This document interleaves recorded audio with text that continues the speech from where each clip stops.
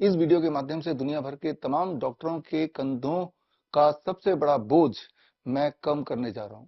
यहां मैं बात कर रहा हूं स्टेथोस्कोप नेक सिंड्रोम की, एक तरह की बीमारी जो डॉक्टरों को अक्सर हो जाती है, क्योंकि आपने जैसा देखते हैं बचपन से, जब से आपकी आंख खुली, कि डॉक्टर्स हमेशा स्टेथोस्कोप अपने गले में लटका के घूमते रहते हैं, चाहे वो हॉस्पिटल में हो, चाहे वो टेलीविजन इंटरव्यू में हो, इंस्टाग्राम की रील बनाने में हो।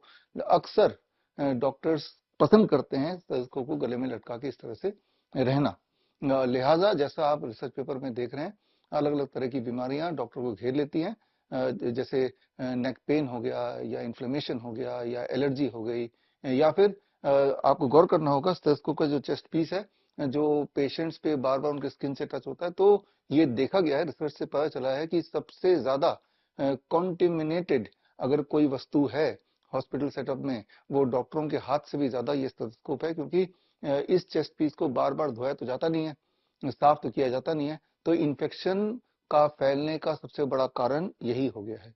ना केवल डॉक्टरों के लिए बल्कि पेशेंट्स के लिए भी ये स्टेथोस्कोप एक खतरे का एक सिंबल बनता जा रहा है। तो ऐसे में डॉक्टरों को इस स्टेथोस्कोप से आजादी कैसे दिलाएं, इसकी मैंने एक प्लानिंग की है, और इस वीडियो के माध्यम से आगे आप देखिए कि कैसे डॉक्टरों के कंधों का बोझ हल्का किया जा सकता है।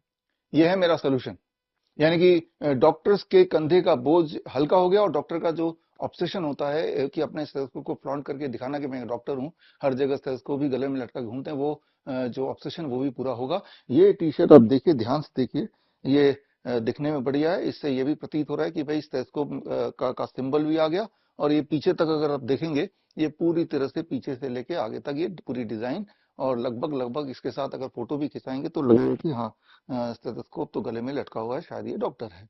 तो जो एक ऑब्सेशन है डॉक्टर का, वो भी पूरा हो रहा है। एट द सेम टाइम हम डॉक्टरों को बचा पा रहे हैं स्टेथोस्कोप नेक सिंड्रोम से भी, इस बीमारी से भी, और साथ साथ पेशेंट की भी के लिए भी एक अच्छा काम हो गया, क्योंकि ये जो चेस्ट पीस है, जिससे बार बार स्किन को अलग अलग पेशेंट के टच कराते हैं, जिससे इन्फेक्शन फैलने का खतरा सबसे ज्यादा होता है, इवन हाथ मिलाने से भी ज्यादा। हॉस्पिटल में अगर किसी भी तरह की कंटामिनेशन की बात करें, तो सबसे ज्यादा इन्फेक्शियस एजेंट अगर कोई पाया गया है, वो है डॉक्टर के स्टेथोस्कोप का चेस्ट पीस। तो उससे भी हम पेशेंट के को बचा पाएंगे। लेकिन आपके दिमाग में तो एक सवाल होगा कि अगर डॉक्टर के हाथ में स्टेथोस्कोप होगा ही नहीं, तो वो डायग्नोस कैसे करेगा, वो इलाज कैसे करेगा?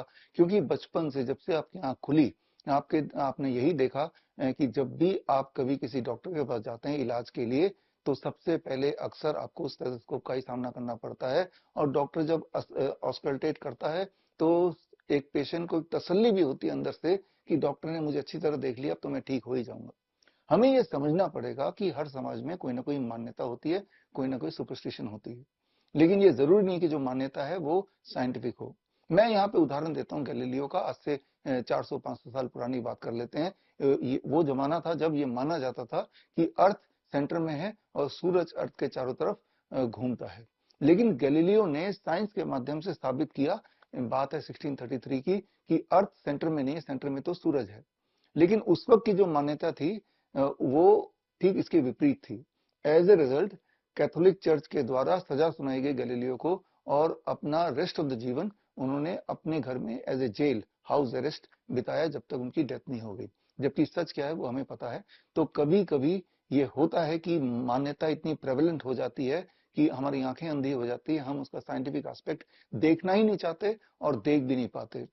तो ठीक उसी प्रकार पिछले 200 सालों से स्टेथोस्कोप को एक मान्यता मिली हुई है कि इसके माध्यम से जब ऑस्कल्टेट करते हैं, जांच करते हैं, तो वो जांच का जो भी नतीजा होता है वो लगभग लगभग वो करेक्ट होता है या पूरी तरह से करेक्ट होता है। जबकि क्या ये सच है? अगर स्टेथोस्कोप के नतीजे को साइंस के तराजू से तौला जाए, तो क्या ये एक साइंटिफिक इंस्ट्रूमेंट होगा, साबित हो पाएगा? तो ये जो सवाल है, इसका जवाब अगर आपको जानना है तो आप ज्वाइन कर सकते हैं मेरा 1 month online certification course on clinical limitation and sensitivity of stethoscope. ये 1 महीने का ऑनलाइन ट्रेनिंग प्रोग्राम है सर्टिफिकेशन के साथ, और इसमें 4 मॉड्यूल होंगे। इसमें पहले मॉड्यूल में हम बात करेंगे, हर हफ्ते एक मॉड्यूल, पहले मॉड्यूल में बात करेंगे the history, physics and biology of sound auscultation. यानी कि आपको ये समझना पड़ेगा कि आपके बॉडी के अंदर एक हलचल हो रही है हर पल। आपका दिल धड़क रहा है, आपके लंग्स में हवा जा रही है, उसकी आवाज आ रही है, आपके पेट में खाना जा रहा है या एसिड बन रहा है, उसकी आवाज हो रही है। तो एक कुछ ना कुछ आवाजें आपके बॉडी में आ रही हैं, लेकिन ये भी समझना पड़ेगा उन आवाजों के ऊपर कई सारे तरह के इन्फ्लुएंस होते हैं। वो आवाज जब आप सुनने की कोशिश करते हैं, डायरेक्टली अगर ऑस्कल्टेट करें कान से, जैसे कि पहले होता था स्टेथोस्कोप के आने से पहले, या फिर आप स्टेथोस्कोप से ही क्यों ना उसको सुनने की कोशिश करें, तो उसमें कई तरह के इन्फ्लुएंस होता है। एक तो डॉक्टर क्या सुनना चाहता है, वो तो एक छोटी बात हो गई, और दूसरा उस वक्त वो इंसान क्या सोच रहा है, यानी कि उसकी इमोशन का भी एक डायरेक्ट कनेक्शन है।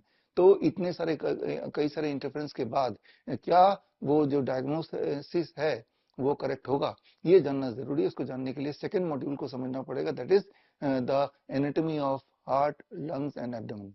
उसको सही से पहचानेंगे, उसके बीच का जो ताना बाना है, आपस का जो कोऑर्डिनेशन है और ब्रेन से जो कनेक्शन है, ये समझना पड़ेगा। उसके बाद थर्ड जो मॉड्यूल है, दैट इज कन्वेंशनल वे में अभी जो मान्यता मिली हुई है, अलग अलग heart sound, lung sound and abdomen sound का इंटरप्रिटेशन क्या है according to the present definition, वो आप समझेंगे। और जो आखिरी मॉड्यूल है, that is the fourth module, the most important module, इस मॉड्यूल का नाम है clinical limitation and sensitivity of stethoscope. इसको आप देखेंगे तो याद रखिए 200 साल हो चुके हैं, बल्कि 210 साल हो चुके हैं स्टेथोस्कोप को इन्वेंट हुए, और इसका मतलब इस पे हजारों ऑब्जर्वेशन स्टडी हुई है। लेकिन वो ऑब्जर्वेशन स्टडी धरातल पे नहीं आई है, वो एक आम पब्लिक तक पहुंची नहीं है। अगर उन ऑब्जर्वेशनल स्टडी का नतीजा देखेंगे, उनका कंक्लूजन देखेंगे, तो आपके दिमाग में एक कंफ्यूजन या क्लैरिटी पैदा हो जानी चाहिए, और वो ये कि जो मेरे अगले किताब, जो किताब भी मिलेगी इसके साथ, उस किताब का नाम है stethoscope, is it more accurate then a coin toss.